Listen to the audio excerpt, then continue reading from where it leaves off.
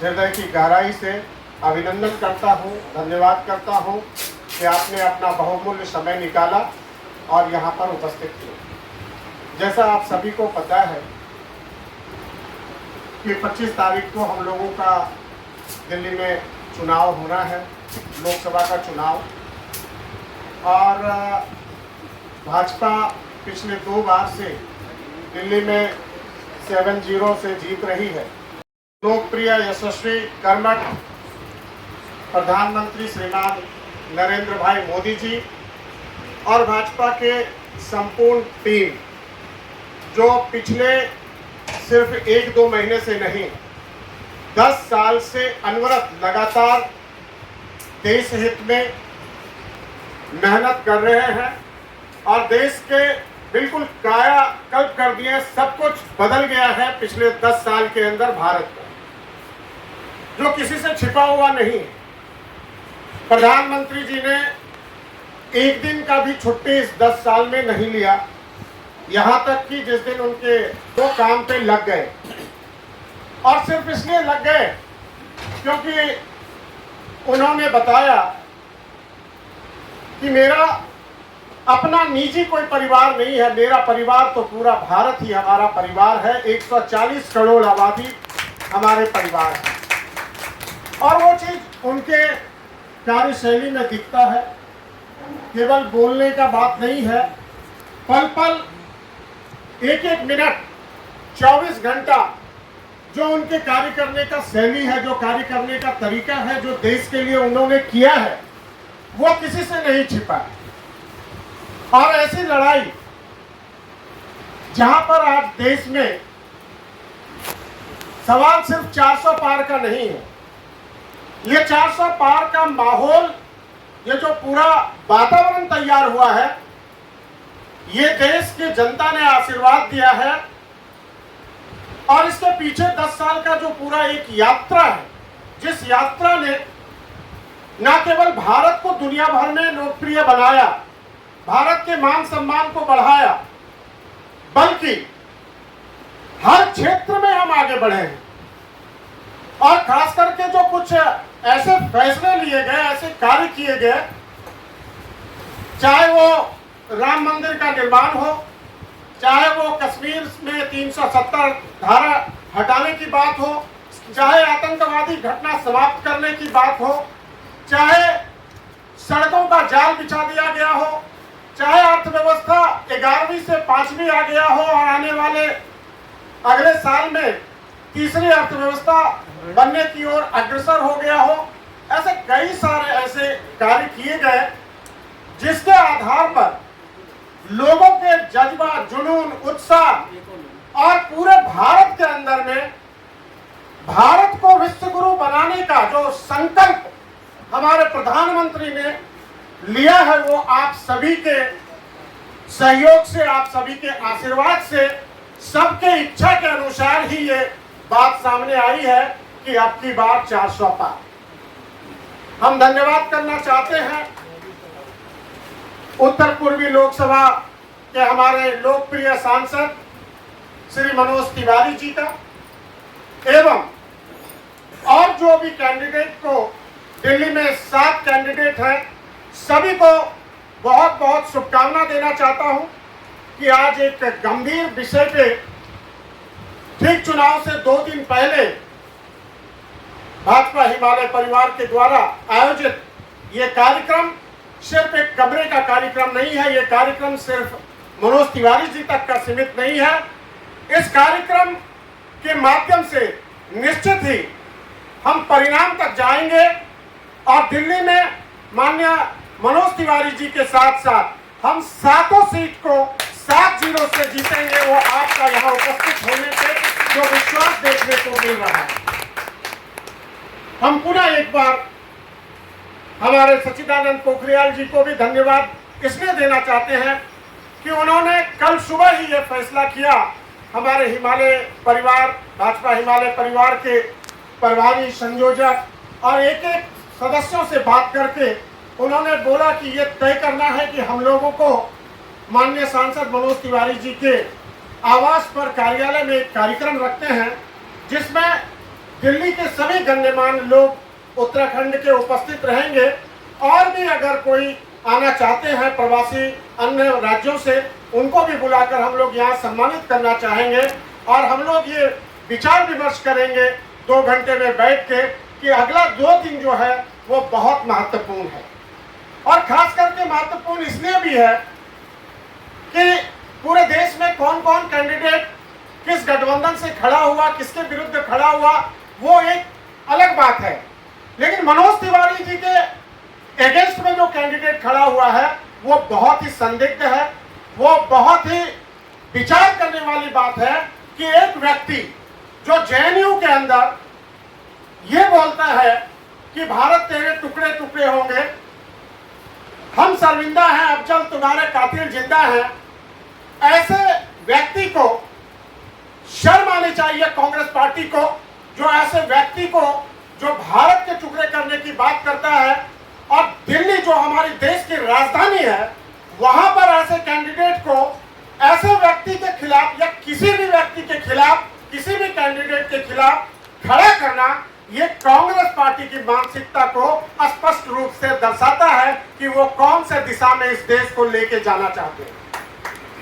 उनके मैनिफेस्टो में जो बातें उन्होंने लिखा है, धर्म के आधार पर वो जो बात कर रहे हैं, जिससे कि हमारे माननीय प्रधानमंत्री, माननीय गृह मंत्री, राष्ट्रीय अध्यक्ष नड्डा जी, अमित शाह जी और पार्टी के सभी बड़े नेतागण इस बात से चिंतित हैं कि ऐसे पार्टी और ऐसे पार्टी के प्रतिनिधि अगर यहाँ पर जीत के आते हैं तो भारत को किस दिशा में लेके वो जाएंगे। बात यह है कि हमने बहुत मेहनत किया, आप सभी ने मेहनत किया है और सभी लोग लगे हुए हैं।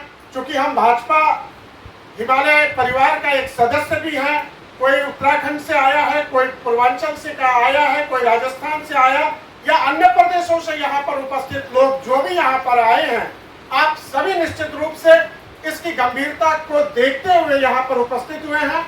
हम उम्मीद करते हैं, आशा करते हैं कि हमारे मंच पर बैठे सभी गण्यमान महानुभाव, हमारे सामने बैठे एक एक बौद्धिक व्यक्तित्व, माता बहनें सभी इस विचार पर, इस फैसला पे पहुंचेंगे कि हम 2 दिन आगे 3 दिन मेहनत करके इसको सोशल मीडिया के माध्यम से या जिन किसी भी माध्यम से अधिक दूरी तक पहुंचाएंगे और दिल्ली के 7 सीट को भारी अंतराल से विजय करके हम उनको एक मुंहतोड़ जवाब देने का विपक्षियों का काम करेंगे। अभी बहुत सारे यहाँ पर लोग हैं, सभी को हम लोगों को सुनना है। और आज के कार्यक्रम के लिए मैं माननीय मनोज तिवारी जी और उनके पूरे टीम को धन्यवाद करता हूं। एवं भाजपा हिमालय परिवार ने जो ये आयोजन किया और एक सम्मान समारोह रखा, आप सभी यहाँ उपस्थित हुए, पुनः आप सभी को बहुत बहुत हार्दिक अभिनंदन। सैल्यूट तिरंगा से राष्ट्रीय अध्यक्ष महिला मोर्चा चित्रा जी यहाँ पर, चित्रा दलाल जी आई हुई, हमारे प्रधान साहब सुभाष प्रधान जी जो भाजपा के बहुत पुराने साथी हैं, राजनाथ सिंह जी और कई बड़े कैबिनेट मिनिस्टर के साथ उनका संबंध रहता है। हमारे दिल्ली प्रदेश के सैल्यूट तिरंगा के अध्यक्ष भी आए हुए हैं, नंदन झा जी, ये भी भाजपा से बहुत लंबे समय से जुड़े हुए हैं।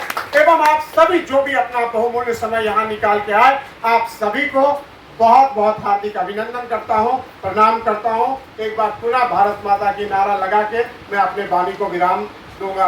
भारत माता की बहुत बहुत धन्यवाद।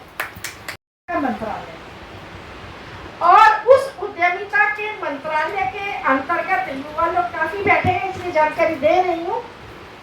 प्रधानमंत्री कौशल विकास योजना सभी ने सुनी होगी। प्रधानमंत्री कौशल विकास योजना पूरे देश में तभी से लेकर अब तक काम कर रही है। जिला मंडल तक उसके प्रशिक्षण केंद्र खुले हुए हैं, जिनमें हमारे युवा लाभ उठा रहे हैं। हजारों प्रकार के नए न्यू आइडियाज के साथ नए जो हुनर है, काम जो है वो युवाओं को सिखाए जा रहे हैं वहाँ पर। और उसके बाद वहाँ से हुनर प्राप्त करके युवा अपना छोटा उद्योग खड़ा कर ले। इसके लिए साथ ही साथ मुद्रा योजना भी ला दी है, ताकि उनको बिना गारंटी के सस्ती ब्याज दर पर ऋण भी मुहैया करा दिया जाए, वो भी सरकार करा रही है। और जिनकी जानकारियां लाखों युवा इसका लाभ उठा चुके हैं और हम तो क्लास में भी बताते हैं कि आपको जानकारी नहीं है तो आप भी जाइए, गूगल पर जाइए, पोर्टल पर जाइए और वहाँ से अपने क्षेत्र का प्रशिक्षण केंद्र ढूंढिए और इस योजना का लाभ उठाइए। इतना ही नहीं, स्टार्टअप इंडिया है, स्टैंड अप इंडिया है, सब रोजगार सृजन का कार्य कर रही हैं। इसी तरीके से तकनीकी दृष्टि से भी देश जो है वो आगे बढ़े, इसके लिए भी जो है योजना काम कर रही है। डिजिटल इंडिया इसके लिए काम कर रही है। तो इस तरीके से युवाओं के लिए एक तरीके से शॉर्टकट में मैं कहूँ तो प्रधानमंत्री जी ने हमें जो नई शिक्षा नीति दी है, उस नई शिक्षा नीति ने हमें एक दृष्टि दी है और वो दृष्टि उन्होंने दी है कि कैसे हम देश की अर्थव्यवस्था को मजबूत बना सकते हैं, कैसे हम मुसीबत में भी बाहर निकल सकते हैं, अपने देश से गरीबी को समाप्त कर सकते हैं, अपने देश से बेरोजगारी को समाप्त कर सकते हैं। हम कोरोना जैसी त्रासदी से करती हूँ और आप सब लोगों से गुजारिश करती हूँ, it is like only 2 days left, हमारे पास 2 ही दिन बचे हुए हैं। इसमें अगर हम सोचें कि पता नहीं क्या करें या किसको बोले, वो सब हम लोग अपना बेस्ट कर चुके हैं। आज के टाइम पे social media is a part, कहते हैं ना कि एक छींक भी मारी तो वो वायरल हो जाती है। तो सोशल मीडिया पे अभी हम कर सकते हैं कि 2 दिन हमारे पास हैं, हम लोग अपने स्टेटस लगा के, अपने फ्रेंड्स को बोल के, अपने अपने सब को वर्कर्स को बोल के हम इस चीज़ को प्रमोट करें और बीजेपी सरकार आने में हम लोग भी अपना बेस्ट एक ट्राई करें और ये हमको करना ही होगा। Thank you all, thank you. भगवान राम भारत के गौरव का प्रतिमान है। भगवान राम भारत की पहचान है। भगवान राम खट खट के भगवान है। भगवान राम हमारी पूजा है, हमारे अरमान है। भगवान राम हमारे अंतर मन के प्राण है। बिना भगवान राम के भारत की कल्पना करना असंभव है। सज्जनों देवियों, चुनाव के समय अनेक मुद्दे होते हैं। दिल्ली में एक मुद्दा बहुत बड़ा चल रहा है, फ्री बिजली फ्री पानी। ये बहुत छोटा मुद्दा है। हम लोग बहुत स्वाभिमानी लोग हैं। प्रकाश जी करा रहे थे तो ये सम्मान का कार्यक्रम मुझे लगता है अधूरा रह जाएगा। मैं आपसे निवेदन करता हूं कि आप यहाँ आए और हम सब आपका सम्मान करना चाहते हैं।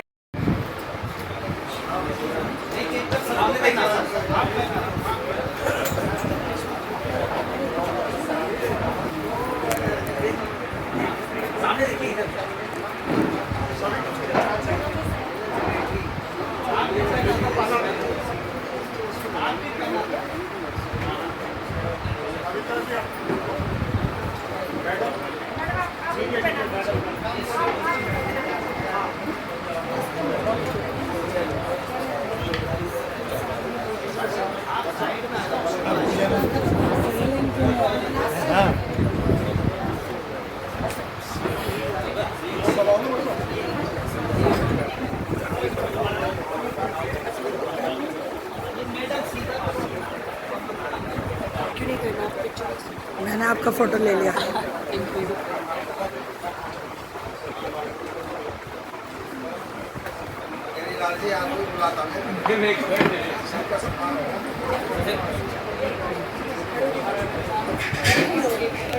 कोई बात छूट गई हो तो आ जाए।